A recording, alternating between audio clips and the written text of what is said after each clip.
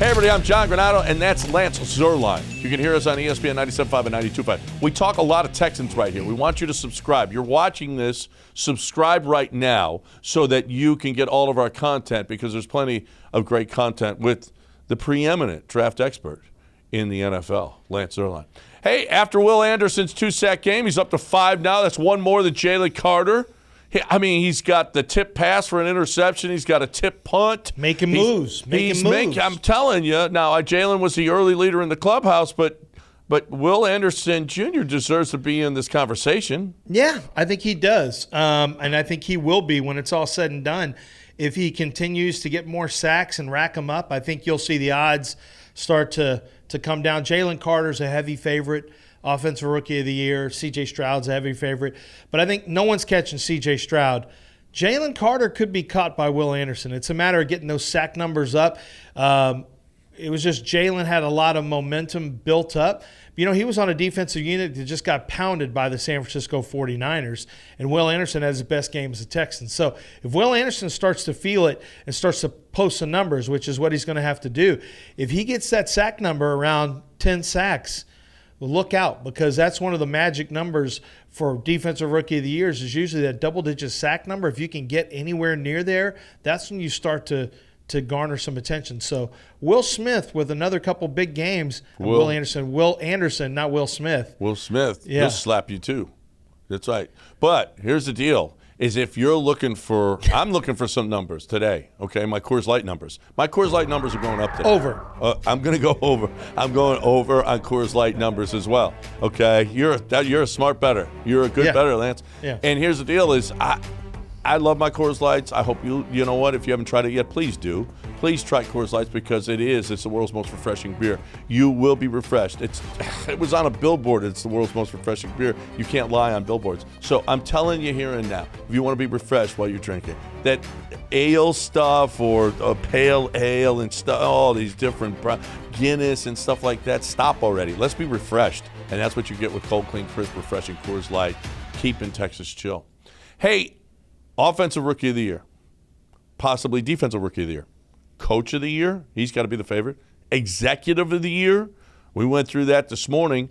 I think, are the Texans the most exciting young team in the NFL? After being as bad, as awful, and as what everybody thought of the Houston Texans coming into the season, just 12 weeks later, 13 weeks later, this team is about as exciting as it gets in the NFL. This is the most exciting young team. If you think about it, you go to the AFC West, you go to the NFC West, South, North, you can do it really, really quickly. When you just said young team, so that clearly is there's only a certain amount of teams that you can focus on like that. Yeah, it's Texans. It's probably Texans by a long way. You've got an exciting quarterback. You've got a head coach that everyone that I think by next year teams are going to look at. They're going to look at DeMeco Ryans as the standard, I think, of what you want, which is a guy who is uplifting, a guy who teams rally around, a guy who has great messaging, a guy who has a presence on the sideline. I think the Texans are the most exciting. And it's crazy to think, but this is how quick the turnaround can happen. Jacksonville went from worst to first and winning a big game in the playoffs. So it can happen like this. The Texans went from literally the doldrums, the absolute pits last year. It was terrible, to like must-see TV in Houston. Well, it is in Houston, and I think it's becoming national. Listen, the league said it the other day when they moved the Denver game to noon because they didn't want it competing with Philadelphia and San Francisco. That'll tell you, hey, the league everybody is paying attention, sitting up and seeing what this team is doing. This is, when you talk about a second-year running back, when you got a rookie wide receiver, Nico, who's not even in his second contract yet, when you got Stingley, who's playing the way he is in his second year, when you got Will Anderson with possible Defensive Rookie of the Year. I mean, look at the young players on this team. Of course, CJ. I mean, I don't even think it's arguable. Look, I don't know who demanded, if there was a demand for C.J. Stroud.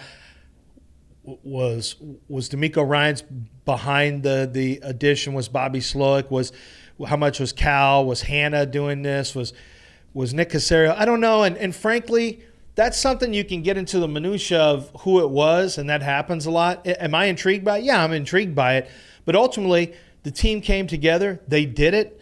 I've never heard any leaks like, well, I didn't want this player. I didn't want this player, like we've seen with the Texans in the past where, well, I'm the one who actually fought more for him. They're all on board, and it is a good pick. The organization made a good pick of C.J. Stroud. Will Anderson's coming around. And it's great to see Stingley play like this because what it does is it kind of changes your perception maybe of Nick Caserio. Yep. No, and absolutely. Nick Caserio, at one point, I would have thought, man, he may be on the way out this year. Now, you see how Stingley's playing, and now, okay, so you had 2 first-round picks. One guy's out for the year and hasn't played well, but Stingley is looking exactly like the guy you wanted. 4 interceptions in the last 3 games. So I don't know who was responsible for what. I don't know if Nick gets credit for this, but he should. He's going to get blamed for bad picks. He should get credit for the good ones. Absolutely. And you get 3 out of 4 of your first-round picks that are not only playing but outstanding. You hit. Okay, because the league average ain't 3 out of 4 on first-round picks. Are you already doing that for Derek Stingley based on the time played? I am already doing it. Based on just the last 3 games?